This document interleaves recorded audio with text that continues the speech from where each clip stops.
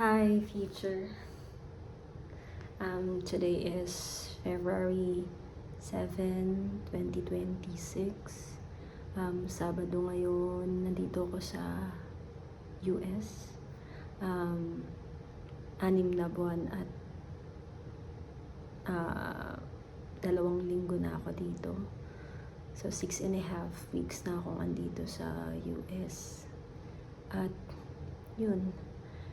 Saturday, ang boring.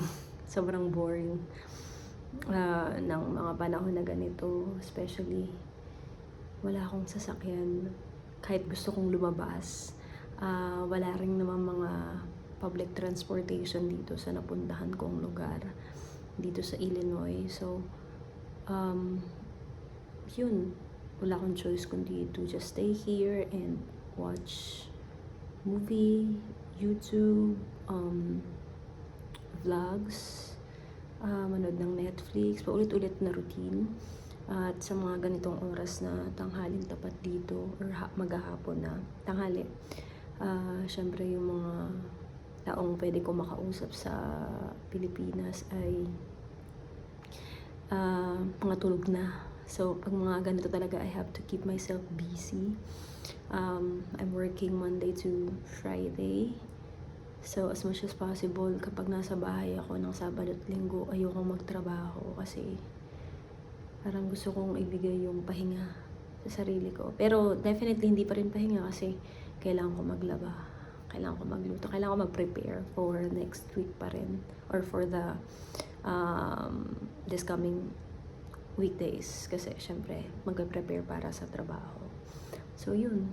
Gusto ko lang may makausap.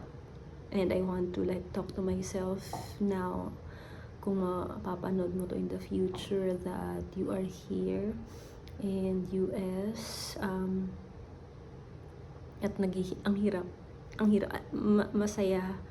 Kasi yung opportunity na nabigay sa akin, ito yung pangarap kong trabaho, ito yung pangarap kong lugar na puntahan, at napunta ako dito. Pero at the same time, syempre, sobrang lungkot, lalo na mag-isa ako dito. So, mag-isa ka man, kung mapapanood mo to self in the future, this will be worth it, itong nararamdaman mo ngayon. Okay? Ayun, wala akong mapuntahan, wala akong magalaan. Pwede akong maglakad, pero yun lang. Same lang yung pwede kong makita. Unlike kapag may sasakyan ka, na pwede kang pumunta sa ibang city, o kaya pwede kang mag-mall, o mag-grocery. Yun. So, yung pinapatungan ko ng cellphone ko ngayon ay yung labahan ko mismo, nalalabang ko ngayon.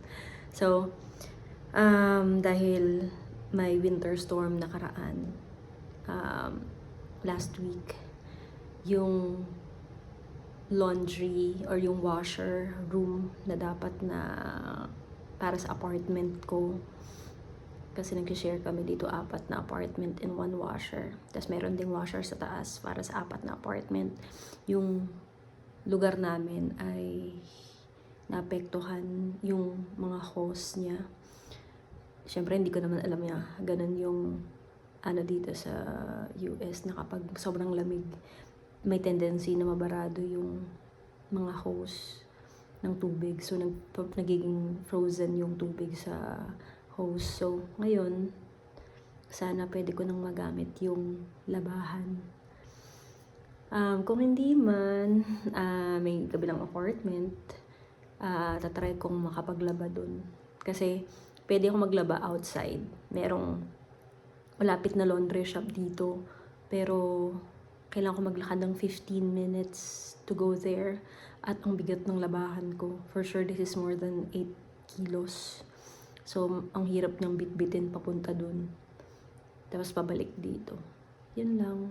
Kung wala talaga, kailangan ko siya maglaba ng mano-mano. Ay, if mapapanood mo to, gusto ko lang maalala mo, this is your struggle, Beng. This is your struggle while staying here in US. Pero, this will be worth it. Ay. And I just wanna show you your labahan na pinapatungan ko. Wait lang, makakita. Yan. Ito yung labahan ko. Dun yung mga manicure set ko. Ayan, this is an empty room. Mamaya, kailangan ko hugas ng pinagkainan ko ulit. So, kakain ko lang. Maghugas ako ng pinggan pag na-load ko na to. Okay? Yun lang. Just want to give you an update to yourself during this time. Okay? Almost 7 months. No car. Limited ang buhay, ang social life. Trabaho lang. Lakad. And then, pag-uwi, lakad, pagpasok, syempre, sobrang limited. Yun nga, sobrang limited. Pero, kaya mo yun. Yeah. Thank you.